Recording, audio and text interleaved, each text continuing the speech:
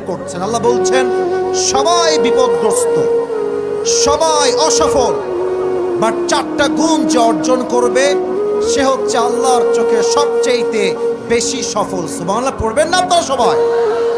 চারটা গুণ। নাম্বার 1, ইল্লাল্লাযীনা আমানু, the person who has the faith, সেই ব্যক্তি যার হৃদয়ে ঈমান আছে এক সত্তার উপরে। আওয়াজ দিয়ে বলেন তিনি কে? ঈমান মিন্স বিলিভ, রেকগনাইজেশন, বিশ্বাস এবং স্বীকৃতি। এই ঈমানটা শুধুমাত্র থাকলেই হয় না, বাস্তবিক কাজও ঈমান লাগবে। আমাদের হুজুরদের ঈমান বড় দুর্বল হয়ে যাচ্ছে আজকাল। আমরা হক কথা বলতে বড্ড ভয় পাই, কারণ হক কথা বললে আমাদেরকে জেল খাটা লাগে, ঠিক কিনা বলো যুবক ভাইয়ারা? তবে একটা কথা বলতে চাই, সত্য কথা, এটা বলতে আমি কখনো ভয় পাই না যুবক ভাইয়ারা। আমাদের নেতা যারা হবে, কথা স্পষ্ট, কোনো ভয় নাই। নেতা যে হবে সে নামাজি হলে, ইমানদার হলে সে আমার নেতা হওয়ার যোগ্যতা রাখে। যদি সে নামাজি না হয়, ইমানদার না হয়, সে আমার নেতা হওয়ার চুল পরিমাণ কোন যোগ্যতা রাখে না, ঠিক কিনা বল? কেন বললাম? কারণ আমাদের দেশে নর্তকীরাও আজকাল সংসদের চান্স পেয়ে যায় আর গিয়ে বক্তব্য দেয় আমরা তো বুখারী শরীফ পড়ি। ওরে বাপ রে বাপ, বুখারী পড়ে, তিরমিজি পড়ে, ফাইটটা যায়। সারা জীবন নোংরামি করে মানুষের নেতৃত্ব দেওয়া যায় না যুবক ভাইয়ারা, ঠিক কিনা বলো? অথবা আমাদের কথা একটা, ইমানদার হবে যে, নেতা হবে সে, ঠিক কিনা বলো? এবার একটা প্রশ্ন করি সবাইকে। সাহাবা একরামদের মাঝে একজন সাহাবী যাকে বলা হতো বীর পুরুষ, মহানায়ক, রাষ্ট্র খলিফা, যিনি অর্ধ জাহানের খলিফা ছিলেন, তার নাম কি কে বলতে পারে? তার ঈমান কি কম ছিল না বেশি ছিল? আমি কয়েকটা এক্সাম্পল দিচ্ছি, সব হাদিস বলার সময় আজকে আমার কাছে একদমই নাই। প্রথম হাদিস, ঈমান কাকে বলে দেখেন, আল্লাহর ভয় কাকে বলে একটু বোঝার ট্রাই করেন। আচ্ছা আমার দিকে সবাই তাকান, আমার দেহে যে জামাটা আছে এটা কি পাঞ্জাবি না জুব্বা? মুরব্বী আব্বাজান, যুবক ভাইরা বলেন দিকে, এটা কি পাঞ্জাবি না জুব্বা? জুব্বা। বুঝে বলছেন তো আপনারা কি?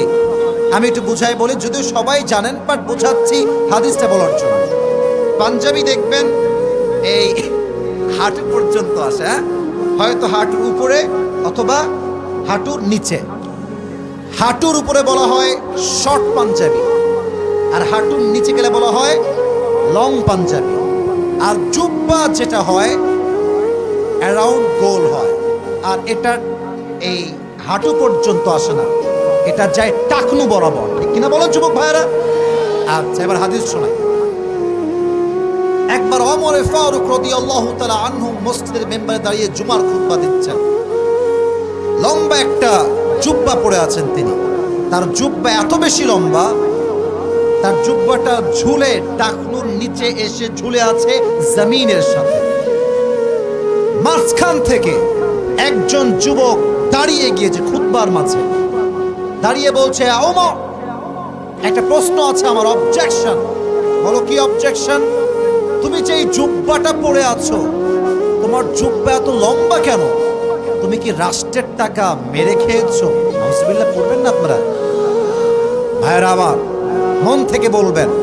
ওমরে ফারুকের মতো একজন সাহাবী রাষ্ট্রের এক পয়সা মেরে খেতে পারে? পারে পারে পারে পারে পারে অসম্ভব, হতেই পারে না। কিন্তু দেখেন ওমরের রিয়াকশন, আমার ফেস দেখেন, এত বড় বাজে কথা।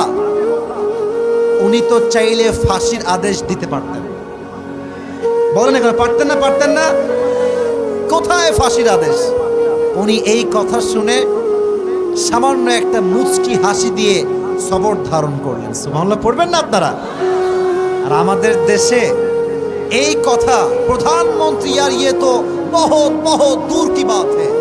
এলাকার কিছু পাতি চামচা আছে, এরা কথায় কথায় বলে, তুই আমাকে চিনিস? আমার বাড়ি কোহানে তুই জানিস?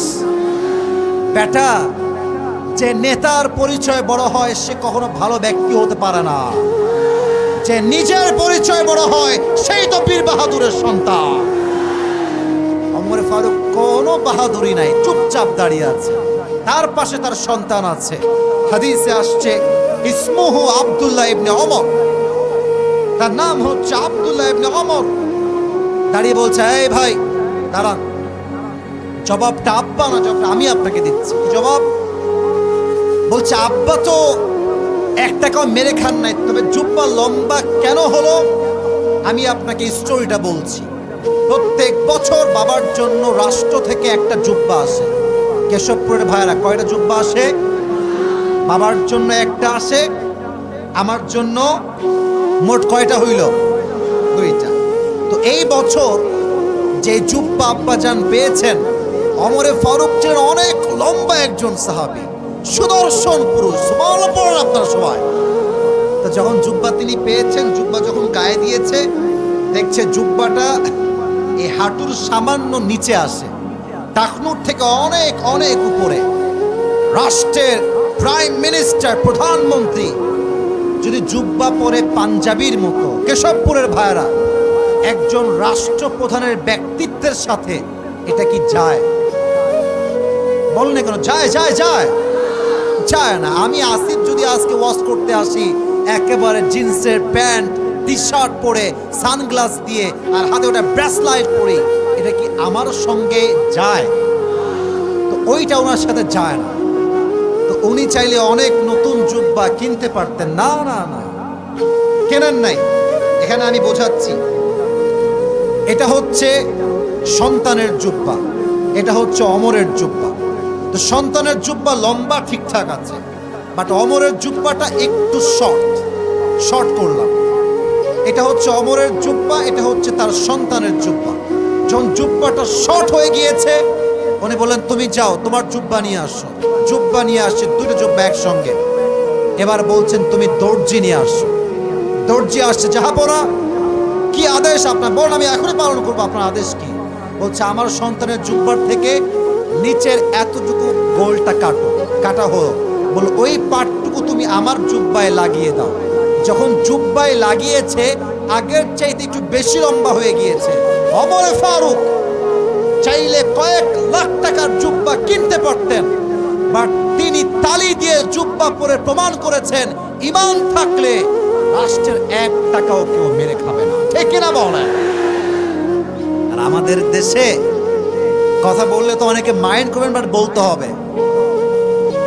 দেশ চলছে কেমন একটু বোঝার ট্রাই করেন। প্রধানমন্ত্রীর পক্ষ থেকে টাকা আসছে যে বানাও একটা বাসা, 10 তলা বিল্ডিং হবে, গরিব দুঃখীরা থাকবে, লাগবে রড, দিয়েছে বাস। তোমরা তো আসতে ঠিক বললেন কেন? কথাকে আমি ভুলভাল বলতেছি নাকি বাইরে? দোষ তো প্রধানমন্ত্রীর নাই, দোষ তো একটা চোর বাটপাড়ের দোষ এখানে। ঠিক কিনা বলে? আবার মাঝে মাঝে দেখবেন রাস্তা আছে না, রাস্তা দেখবেন পিচ ঢালাও, আমি নিজে দেখেছি, এটা পিচ ঢালাও করছে, এমনে এমনে হাত দিলে উঠা যায় সব।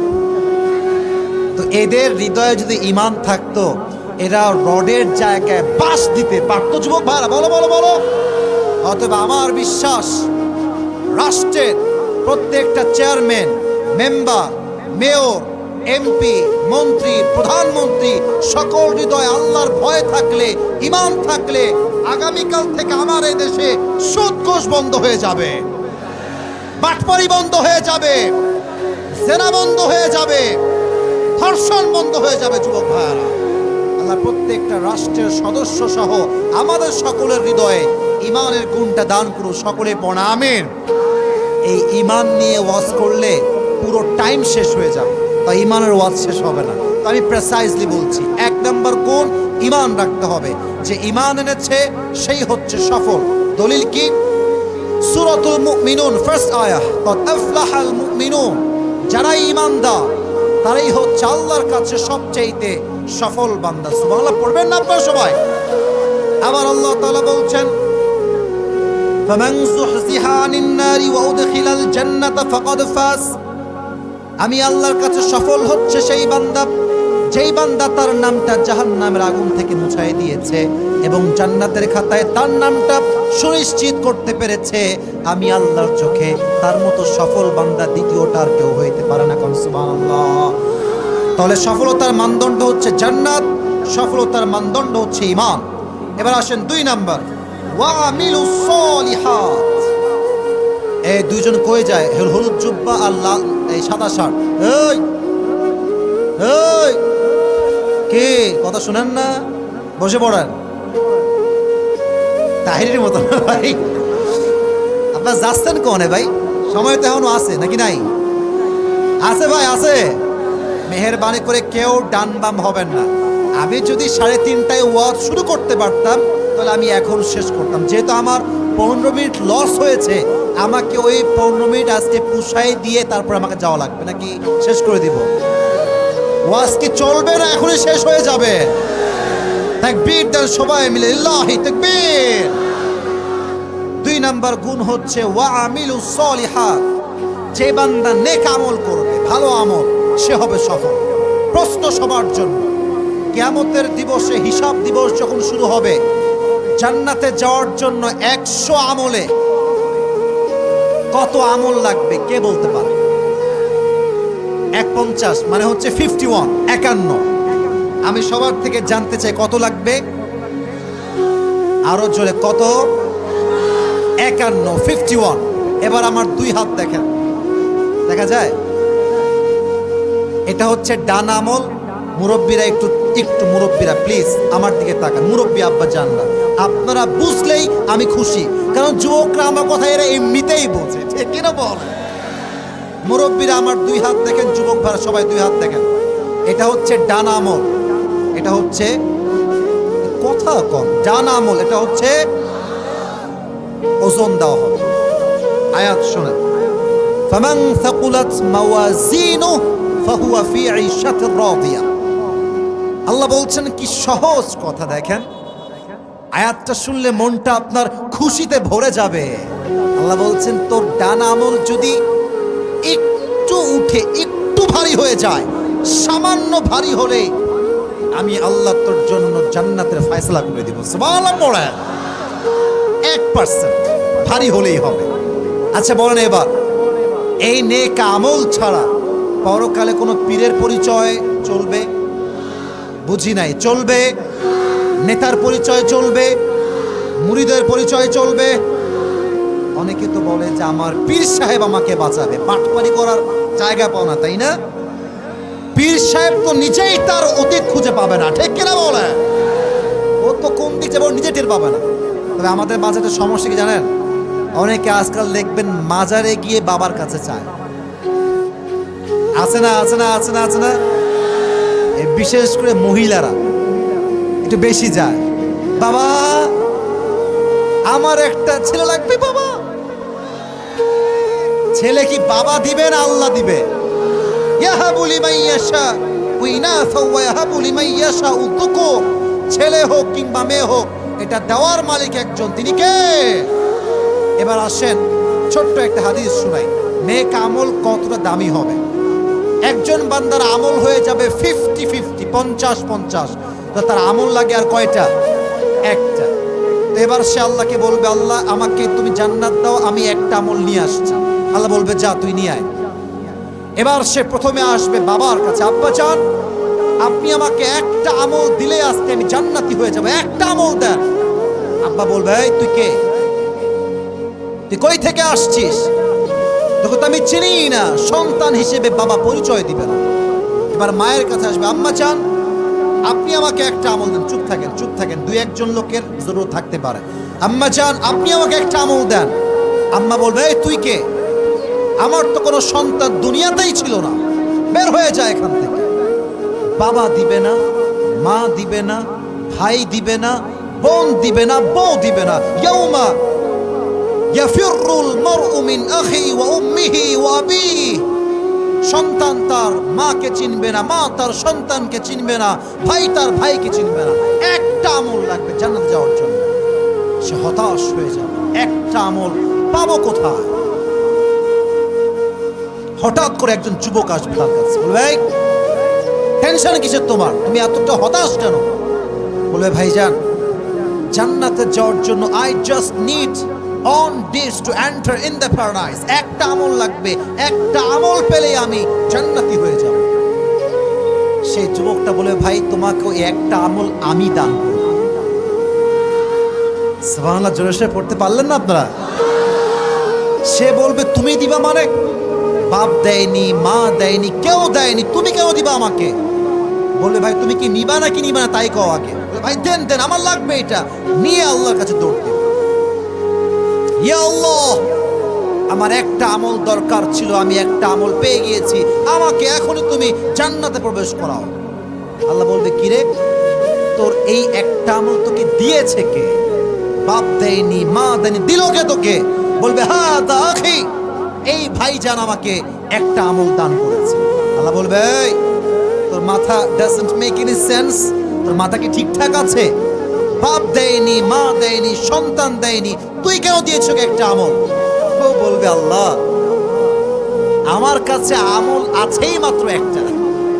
আমার কাছে আমল আছে কয়টা? আমি জানি যে আমি কনফার্ম জাহান্নামী। এখন আমি ভাবলাম এই একটা আমল দিয়ে আমি আর কি করব, তো ভাবলাম যে আমি আমার ভাইকে একটু দয়া মায়া করে দান করে দেই।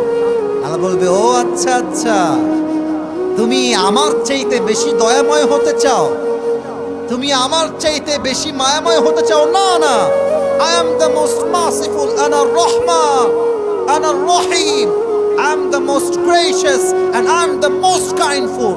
আমার মতো দয়াময় মায়াময় প্রভু আর কেউ হতে পারে না। তোকে আজকে যে একটা আমল দিয়েছে, তুই যে একটা আমল পাইছিস, তুইও জান্নাতে যা। তোকে যে একটা আমল দান করে সাহায্য করেছে, তাকে নিয়ে দুইজন মিলে একসঙ্গে জান্নাতে প্রবেশ কর।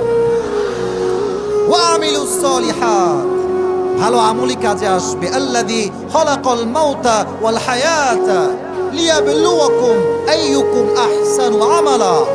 29 নম্বর পারা, 1 নম্বর পৃষ্ঠা, সূরাতুল মুলকের 2য় আয়াত। আল্লাহ বলছেন জীবন এবং মরণ উদ্দেশ্য একটা, কে কত ভালো আমল করতে পারে। আচ্ছা বলেন তো, আমি যদি আজকে রাতের বেলা 70 রাকাত তাহাজ্জুদ পড়ি, আমার ওযু নাই, জোরে কইতে পারেন না? হবে হবে হবে। আচ্ছা ফর এক্সাম্পল, যশোরের এই কেশবপুরের মাঠ থেকে একজন মুরব্বী আব্বাজান 70 রাকাত নয়, ওযু করেছে, গোসল করেছে, পবিত্র হয়ে উত্তম জামা পরে ইখলাসের সাথে 70 রাকাত নয়, জাস্ট 2 রাকাত পড়েছে। আমার ওযুবিহীন 70 রাকাতের দাম বেশি না মুরব্বীর ওযুওয়ালা 2 রাকাতের দাম বেশি? 2 রাকাতের দাম বেশি। ওয়া আমিলুস সলিহাত, মেসেজগুলো মাথায় বুঝায় নেন। আমল করলেই হয় না, আমলটা আমলের মতো হওয়া লাগে, ঠিক কিনা বলো? সামনে আসছে রমাজান, সামনে আসছে কি? আচ্ছা আপনাদের এলাকার মসজিদ কোন দিকে? মসজিদটা এই সাইডে আছে স্যার? আচ্ছা এদিকে, এবার এদিকে তাকান। যদি আপনাদের মসজিদে খতম তারাবি হয়, এদিকে যদি খতম তারাবি হয়, হাফেজ নিবেন সেই হাফেজ যে কোরআনকে তার তিল সহ তেলাওয়াত করতে পারবে। ইন্টারভিউ হয় মসজিদে মসজিদে, সেই হাফেজকে সবচেয়ে বেশি দাম দেওয়া হয় যার 1 পৃষ্ঠা পড়তে আধা মিনিট লাগে। আর মুরব্বী মুসল্লিরা খুব খুশি, বাবা রে বাবা কত ভালো হাফেজ গো, কিছুই বোঝা যায় না কি পড়ে। না না না, ভালো আমল যদি করতে চান মুরব্বী আব্বাজান, তেলাওয়াত ওয়ারাত্তিলিল কুরআন তারতিলা, তেলাওয়াত করতে হবে মদ গুন্না টান সহ, যেখানে যেমনটা আছে তেমনটা পড়তে পারলে আপনার তারাবি কবুল হবে, ঠিক কিনা বলেন? আল্লাহ সবাইকে ভালো আমল করার তৌফিক দান করুন, সকলেই পড়া আমিন। সময় একদমই কম, শেষ করতে হবে। ওয়াতাওয়াসাউ বিল হক, 3 নাম্বার শেষ করছি বাবা, থামেন। 3 নাম্বার হচ্ছে, ও আচ্ছা ঠিক আছে, এটা মাথায় রাখলাম, ঠিক আছে। ওয়াতাওয়াসাউ বিল হক, যারা হকের পথে দাওয়াত দেয়, যারা হকের পথে অবিচল থাকে, তাদেরকে সফল বলে ঘোষণা করেছে একজন। আওয়াজ দিয়ে বলেন তো তিনি কে? 3 নাম্বার গুণ। 4 নাম্বার গুণ বলে আমি শেষ করে দিচ্ছি। পেছনে বসো, দেখেন তোরা কই যায়, বসে পড়ো, কেউ ডানমাম যাওয়া না, একজন ডানমাম হবে না। তাকবীর দেন, লিল্লাহি তাকবীর। আচ্ছা শোনেন, প্রশ্ন করি, এই মাহফিলটা আগামীতে হোক, এটা আমরা সবাই চাই কি চাই না? কমিটি কয় আপনার কন না কেন? বলেন সবাই, আমরা চাই কি চাই না? কারা কারা চান দুটো হাত তুলে আল্লাহকে দেখায় দেন। মাশাআল্লাহ, হাত রাখেন উপরে, উপরে হাত রাখেন, এমনি হাত রাখেন সবাই। এই মুহূর্তে আমি 4 নাম্বার গুণটা বলবো, কমিটির ভাইয়েরা প্যাকেট নিয়ে যাবে, যার কাছে যা আছে ভাড়ার টাকা বাদ দিয়ে সব দিয়ে দিবেন। রাজি আছেন তো ইনশাআল্লাহ? আপনারা দিয়ে দিবেন। আমি 4 নাম্বার গুণটা বলবো, পুরস্কার দিয়ে দোয়া হয়ে যাবে। যাও ভলান্টিয়ার্স, খুব দ্রুত যাও। একজন উঠে যাবেন না, কেউ যদি উঠে আমি ডিক্লেয়ার দিব, তাকে ওয়ার্নিং দিব তাকে। 4 নাম্বার গুণ ওয়াতাওয়াসাউ বিসসবর, যে বান্দা ধৈর্য ধারণ করবে তাকে আল্লাহ তাআলা কিয়ামতের দিবসে ইন্নামা ইউওয়াফাস সাবিরুনা আজরাহুম বিগাইরি হিসাব, আল্লাহ তাকে বিনা হিসাবে জান্নাতে প্রবেশ করাবে। সুবহানাল্লাহ পড়বেন না আপনারা সবাই? বলেন তো, আমাদের জীবনে অনেকের দুঃখ, এই বাতাস লাগবে না, বাতাস বন্ধ করো। আমাদের জীবনে অনেকের দুঃখ কষ্ট আছে না নাই? এখানে অনেক যুবক আছে যারা ছ্যাঁকা খেয়ে বেকা হয়ে গিয়েছে। যুবক ভাইয়ারা, মাথায় রাখবা, যেই মেয়ে তোমাকে ছেড়েছে, ধৈর্যশীল হও, ক্যারিয়ারে ভালো কিছু করো, ওর চাইতে 1000 গুণ বেটার অপশন আল্লাহ তোমাকে দান করবে। ঠিক কিনা বলো? ধৈর্যশীল হওয়া লাগবে প্রত্যেকটা সিচুয়েশনে। অনেক মুরব্বী আব্বাজান আসছেন যাদের সন্তানরা বেয়াদব হয়ে গিয়েছে, কথা শোনে না, আচরণ খারাপ হয়ে গিয়েছে, কথায় কথায় গালি দেয়। আপনার ধৈর্যশীল হয়ে দোয়া করবেন, এর বিনিময়ে আল্লাহ তাআলা আপনাদেরকে বিনা হিসাবে জান্নাতে প্রবেশ করাবে। সুবহানাল্লাহ পড়বেন না আপনারা সবাই? আজকে আমরা যে সূরার তাফসীর পেশ করেছি, সূরাটার নাম হচ্ছে সূরাতু আল আসর। সূরাটার নাম কি যুবক ভাইরা বলেন সবাই? এই সূরাটা কত নাম্বার সূরা কে বলতে পারে? বসো, আমি একটু পরে বলবো, পুরুষ একটু পরে দিব। আর এই সূরার আয়াত সংখ্যা মোট কয়টা? মাশাআল্লাহ, এই সূরাতে 4টা কথা বলেছি, 4টা গুণ লাগবে। এটা মুখস্থ করলে পুরস্কার পাবা। এক হচ্ছে ইমানদার হওয়া লাগবে। কি দার হওয়া লাগবে যুবক ভাইরা? 2 নাম্বার, বেশি আমল লাগবে না ভালো আমল লাগবে? ভালো আমল লাগবে। 3 নাম্বার, হকের পথে থাকতে হবে, যতই জুলুম হোক না কেন আমি বাতিলের সামনে আমার মাথা নত করবো না। ঠিক কিনা বলেন? 4 নাম্বার, যত কষ্টই আসুক না কেন জীবনে ধৈর্যশীল হওয়া লাগবে। আর ধৈর্যশীল হলে ফলাফল কি হবে? বিগাইরি হিসাব, আল্লাহ বিনা হিসাবে জান্নাতে প্রবেশ করাবে। সুবহানাল্লাহ পড়বেন না আপনারা? এই কথাগুলো কার মুখস্থ হয়েছে হাত তোলেন। সবাইকে দেখে আমি যে কোনো একজনকে দিব, আর কেউ বিদ্রোহ করবো না, যে কোনো আমি একজনকে চান্স দিব। আচ্ছা, এই সাদা জুব্বা তুমি আসো, বসেন, সবাই বসেন। নসিব কি বাত है मेरे दोस्त, हर किसी को ये मिलने वाला नहीं है। माशाআল্লাহ, আসো। আচ্ছা, দেখছি ভাই, দেখছি, থামেন, সুযোগ দিব যদি হয়। কই সে কোথায় গেল? আসো। যেহেতু সময় একদমই সংক্ষেপ, তাই আজকে লম্বা করতে পারবো না। সবাই তাকবীর দেন, লিল্লাহি তাকবীর। সে কোথায় গেল? এই হ্যান্ড মাইক দাও তো যুবক ভাইরা যে আছো, দেন তো হুজুর হ্যান্ড মাইকটা আমাকে দাও। সালাম দাও একটা সবাইকে।